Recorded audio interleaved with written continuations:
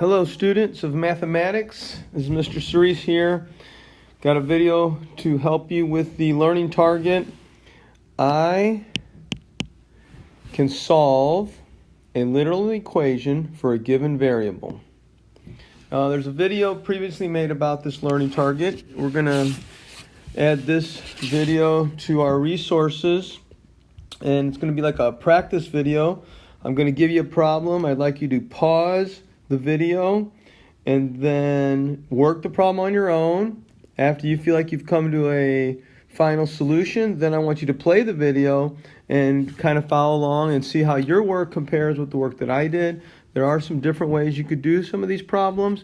I would enjoy talking about that in class, but this will kind of give you an idea of where to start if you're kind of having some sticking points. Our first problem says solve t equals 3/5 times the quantity of x plus y plus m for x. So in this problem, the goal is to get x by itself. What I'd like you to do now is I would like you to pause the video, write down this problem, and do some work to get x by itself.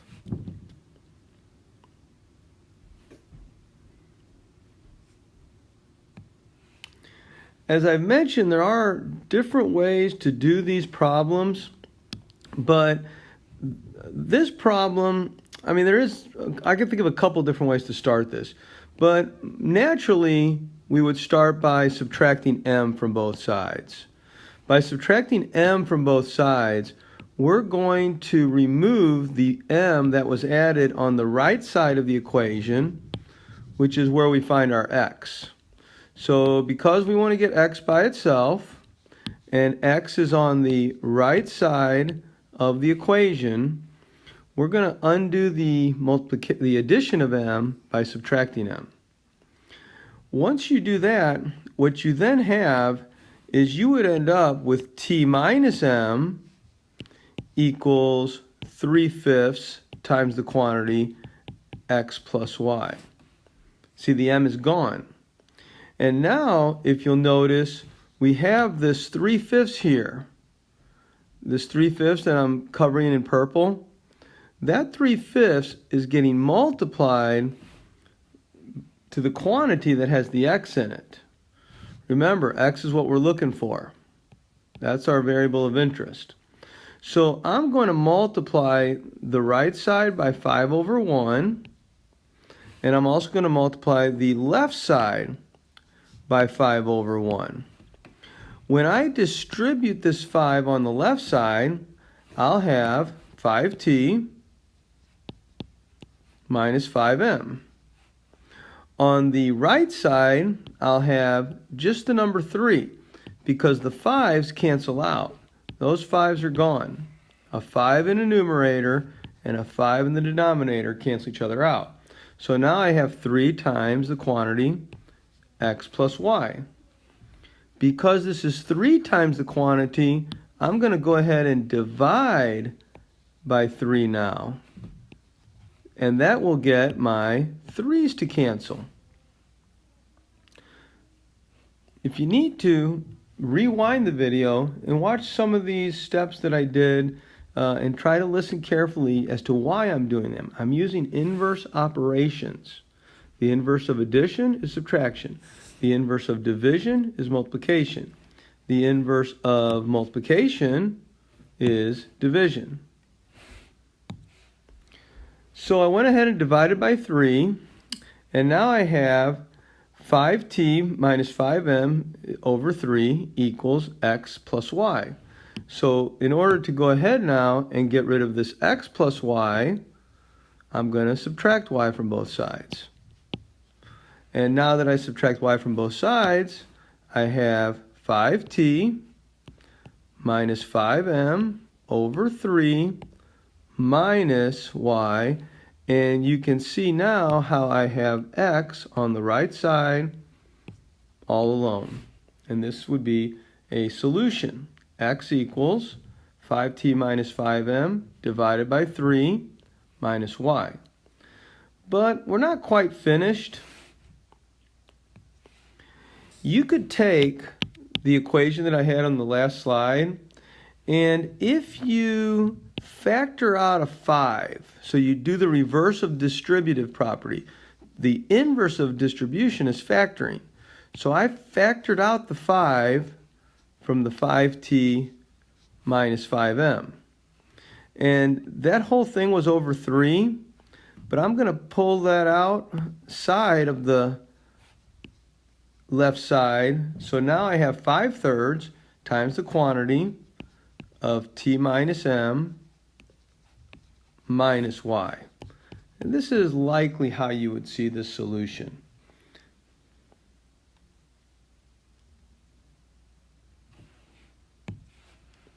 Next problem. Please pause the video and try to solve this equation for the variable m. So you would like to get m all by itself. Please pause the video, take your time, try your best, and we'll see how your work is and see what you did right and what you can learn from.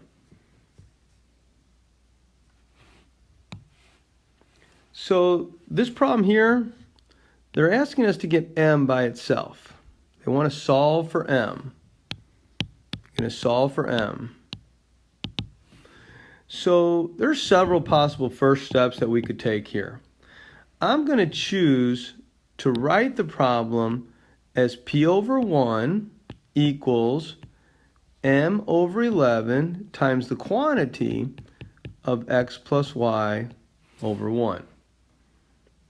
Instead of having these all together up here, I'm kind of separating them because this is what it says, m times the quantity. Now that I have it separated like this, I'm going to go ahead and I'm going to multiply by the reciprocal of x plus y over 1, and the reciprocal of being m over 11. What this means is I got 11 on the bottom. I'm going to multiply it by a value, an expression with 11 on top, and the x plus y on the bottom. So when I take this 11 over x plus y and I multiply it by p, I'll have p times 11 on top, x plus y times 1 on the bottom. So my left side pretty much looks the same. But over on my right side, these will cancel out. So I'll get the 11s to cancel, and I'll get the x plus y's to cancel. Notice how this is going to leave my m all by itself. Now that my m is all by itself, I have m equals p times 11 is 11p, and x plus y will be on the bottom. What I'm trying to do is show you some new methods so that you could probably combine steps. You know, instead of doing one step of multiplication to undo division and then one step of division to undo multiplication, you're kind of using a ratio to get both at the same time. Next problem, you're going to solve this problem for f. So here's our problem, and what we wanted to do was get f by itself. So can you see these steps? And pause the video for a moment and think about from step A to step B, what did I do? From step B to step C, what did I do? And then from step C to step D, what did I do? What operations did I use? And those operations that I used, they were the inverse of which operations? Pause the video and give this some thought. If there's someone with you that is also knowledgeable of this information, go ahead and talk with them about this problem.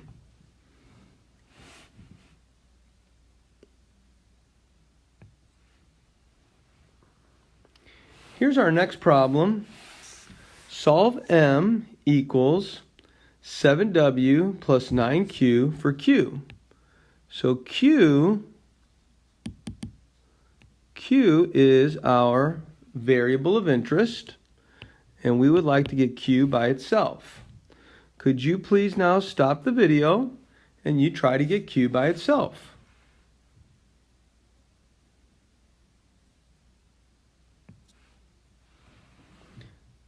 This was our original problem. So we want to get q by itself. We notice on the right side with q is a 7w. So this is why you may notice now a negative 7w on the left side. Hopefully by this point you can see that there's a 9 by the q, and you can understand why we have it divided by 9 here. If you still have some questions, if you still have some uncertainties about the process for this learning target to solve literal equations for a given variable, please come to A&P or bring some questions to class. Next problem.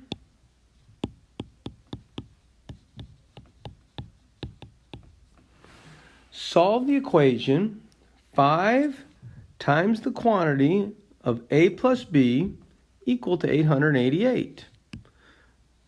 Solve for B. Please pause the video and try doing this problem on your own.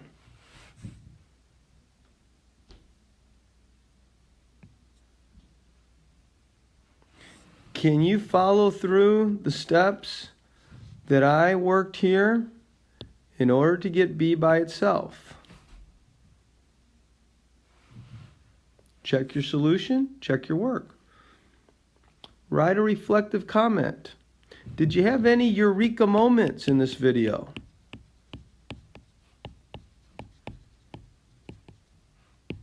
Was this video good practice for you or a good refresher? Our next problem is an interesting variation of problems for this learning target. They tell you that t equals 11/15 times p. And they ask you, what does 1 over t equal? Could you do this one on your own, please? Pause the video.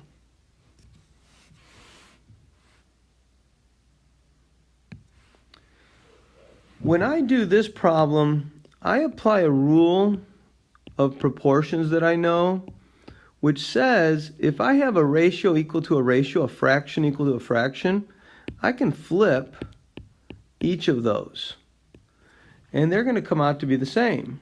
Let me prove it to you. 2/3 is equal to 10/15. Well, 3/2 would also be equal to 15/10. So if they're asking me what's 1 over t, well, if I write these in a ratio, fraction, equal to a fraction, I'm just going to apply this process right here, which says I can flip them. So 1 over t is equal to 15 over 11p. It's pretty simple with the knowledge and the rules and processes of proportions. How are m and n related in this equation? This is another variation of this problem, and what they're really asking you to do is to solve for one of the variables.